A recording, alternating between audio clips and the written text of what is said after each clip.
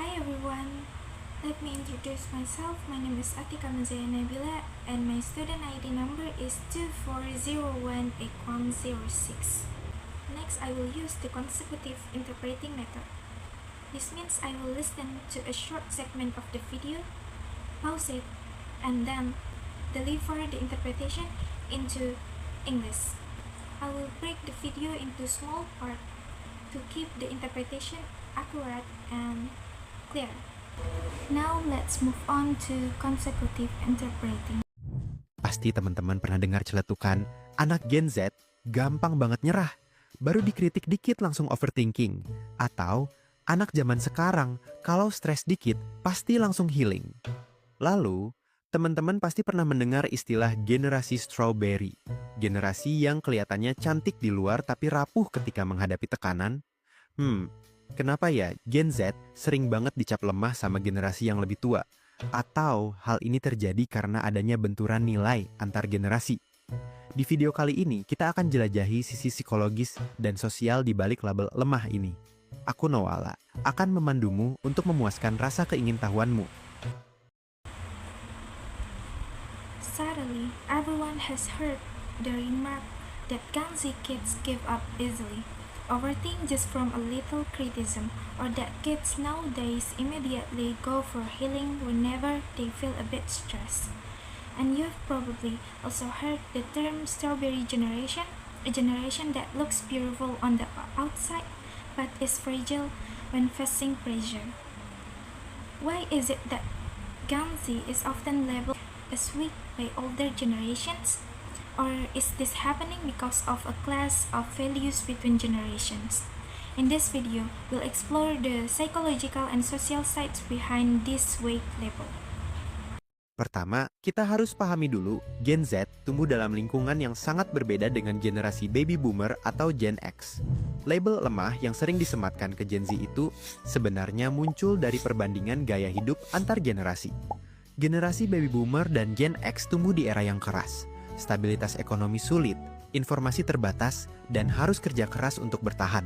Sementara Gen Z tumbuh di era digital, serba cepat, penuh informasi, dan di satu sisi serba cemas.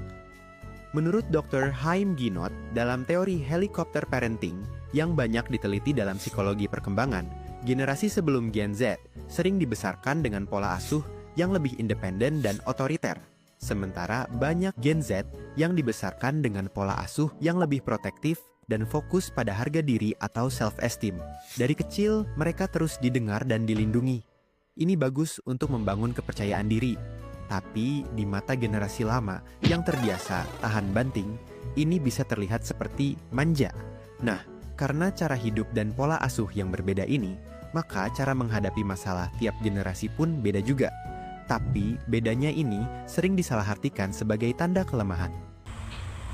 First, we need to understand that Gen Z grew up in a very different environment compared to baby boomers or Gen X.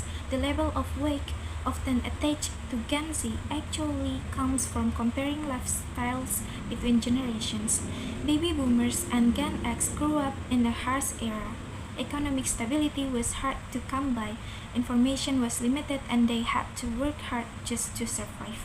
Meanwhile, Gen Z grew up in a digital, fast-paced world, full of information, and on one hand, everything is anxiety-inducing. According to Dr. Haim Ginott, in the theory of helicopter parenting, widely studied in the developmental psychology, previous generations before Gen Z were often raised more independently and with an authoritarian style. In contrast, many Gen Z kids were raised with a more protective approach, focusing on self-esteem. From a young age, they were listened to and protected. This is great for building confidence, but in the eyes of older generation who are used to being taught, this can appear as being spoiled. Because of these differences in lifestyle and parenting, the way each generation handles problems is also different. However, this difference is often misunderstood as a sign of weakness. Yang kedua, menurut penelitian dari The American Psychological Association tahun 2022, Gen Z adalah generasi paling cemas dibanding generasi lain. Hal ini disebabkan karena Gen Z adalah generasi digital native. Mereka tidak pernah mengenal dunia tanpa internet. Tekanan di dunia maya, seperti cyberbullying, FOMO, atau fear of missing out, dan standar kesuksesan yang tidak realistis adalah tekanan yang nyata dan tidak dialami generasi sebelumnya dalam bentuk yang sama. Jadi ketika Gen Z terlihat stres karena media sosial, generasi sebelumnya mungkin menganggapnya sebagai masalah yang tidak nyata. Selain itu, Gen Z lebih sadar akan krisis global seperti pandemi, resesi, dan perubahan iklim bikin masa depan terasa nggak pasti.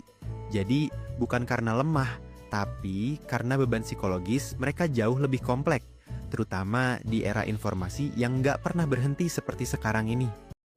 Second, according to research by the American Psychological Association, APA, in 2022, Gen Z is the most anxious generation compared to others. This is because Gen Z is a digital native generation. They have never known a world without the internet.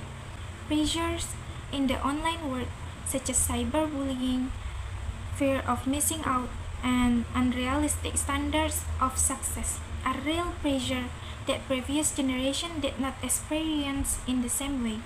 So when Gen Z seems stressed because of social media, older generation may see it as an insignificant problem. In addition, Gen Z is more aware of global crises such as the pandemic, recession, and climate change, which makes the future feel uncertain.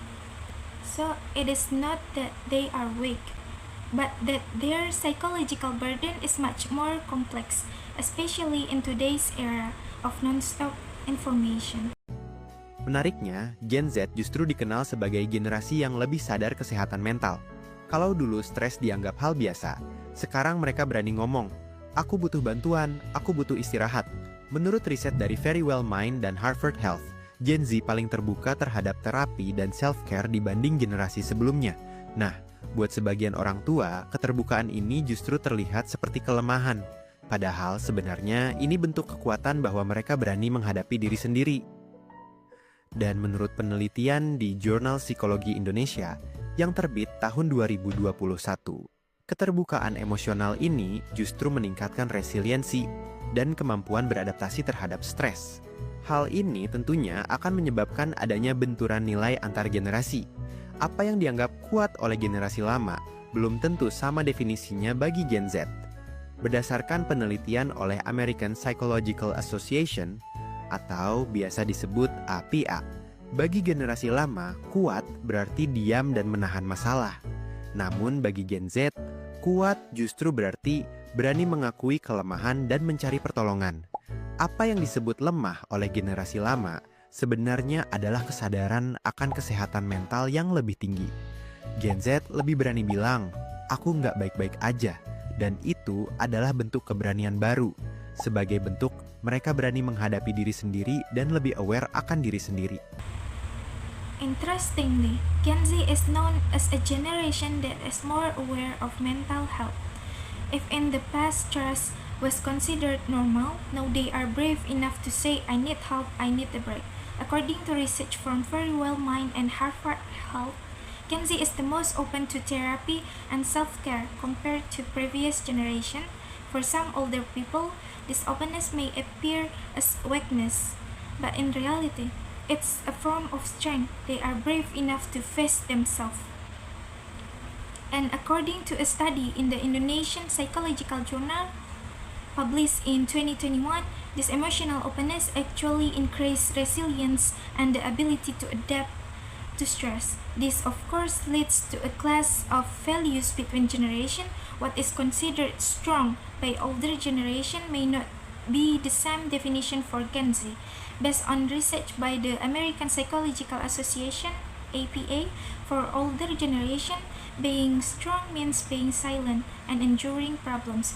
But for Gen Z, being strong means being brave enough to admit weakness and seek help. What older generation label as weak is actually higher awareness of mental health. Gen Z is more willing to say, "I'm not okay," and that is a new form of courage, a way of confronting themselves and being more self-aware. Lalu, berdasarkan studi dari LinkedIn atau Deloitte tentang tren kerja Gen Z, bertahan di pekerjaan yang toksik justru dianggap bodoh. Lain halnya dengan generasi baby boomer, mungkin bangga bertahan di satu perusahaan selama 30 tahun. Gen Z lebih loyal pada nilai-nilai pribadi, work-life balance, dan pertumbuhan diri. Sementara generasi sebelumnya, sikap ini bisa dianggap sebagai tidak setia dan cepat menyerah.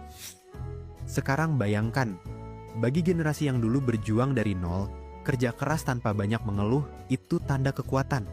Tapi bagi Gen Z, keseimbangan hidup dan kesehatan mental justru jadi prioritas. Jadi, yang terjadi bukan siapa kuat, siapa lemah, tapi benturan nilai hidup dan cara bertahan yang berbeda. Jangan salah, di balik stereotip lemah, Gen Z juga punya kekuatan luar biasa. Yang pertama, adaptif terhadap perubahan teknologi. Kedua, punya empati sosial tinggi. Terakhir, berani bicara soal keadilan, kesetaraan, dan isu global. Furthermore, according to studies from LinkedIn and Deloitte about Gen Z work trends, staying in a toxic job is considered foolish. In contrast, baby boomers might feel proud to stay at one company for 30 years. Gen Z is more loyal to personal values such as work-life balance and personal growth, while older generation may see this as disloyal or giving up too quickly. Now imagine, for older generation who worked from nothing and endured hardships without much complaint, that was a sign of strength. But for Gen Z, life balance and mental health are priorities. So it's not about who is strong or weak. It's about a class of life values and different ways of surviving. Don't get it wrong. Behind the weak stereotype, Gen Z also has extraordinary strength. First, they are adaptive to technological changes. Second, they have high social empathy. And the last, they are brave enough to speak up about justice, equality, and global issues. Penelitian dari survei Deloitte Global pada tahun 2024 bahkan menyebut Gen Z adalah generasi paling sadar nilai, paling peduli terhadap isu kemanusiaan dan lingkungan. Jadi mungkin mereka bukan lemah, tapi lebih peka dan manusiawi. Jadi, setiap generasi punya caranya sendiri buat bertahan. Gen Z bukan lemah. Mereka hanya berjuang di medan perang yang berbeda. Medan perangnya penuh dengan tekanan digital, ketidakpastian ekonomi, dan kesadaran akan isu-isu global yang membuat cemas. Sebaliknya, kita juga perlu memahami bahwa generasi sebelumnya dibesarkan dengan nilai survival dan ketahanan fisik. Kritik mereka, meski terdengar menyebalkan, seringkali berasal dari rasa khawatir dan cara mereka menunjukkan kasih sayang menurut bahasa mereka. Kalau kamu Gen Z atau mungkin dari generasi sebelumnya, gimana menurutmu? Tulis pendapatmu di kolom komentar. Jangan lupa like, share, dan subscribe, biar makin banyak yang bisa mikir bareng. Aku Noala, stay curious, dan sampai jumpa. Research from Deloitte Global Survey in 2024 even stated that Gen Z is the most value-conscious generation and cares deeply about humanitarian and environmental issues. So maybe they are not weak, but more sensitive and human. Each generation has its own way of surviving. Gen Z is not weak, they are just fighting on a different battlefield. Their battlefield is full of digital pressure, economic uncertainty, and awareness of global issues that cause anxiety. On the other hand, we also need to understand that previous generations were raised with values of survival and physical resilience. Their criticism, even if it sounds annoying, often comes from a place of concern and is their way of showing love in their own way. If you are Gen Z or maybe from an earlier generation, what do you think? Share your thoughts in the comments. Don't forget to like, share, and subscribe so more people can think along with me, Noala. Stay curious and see you next time. That's all from me. Thanks for listening. Wassalamualaikum warahmatullahi wabarakatuh.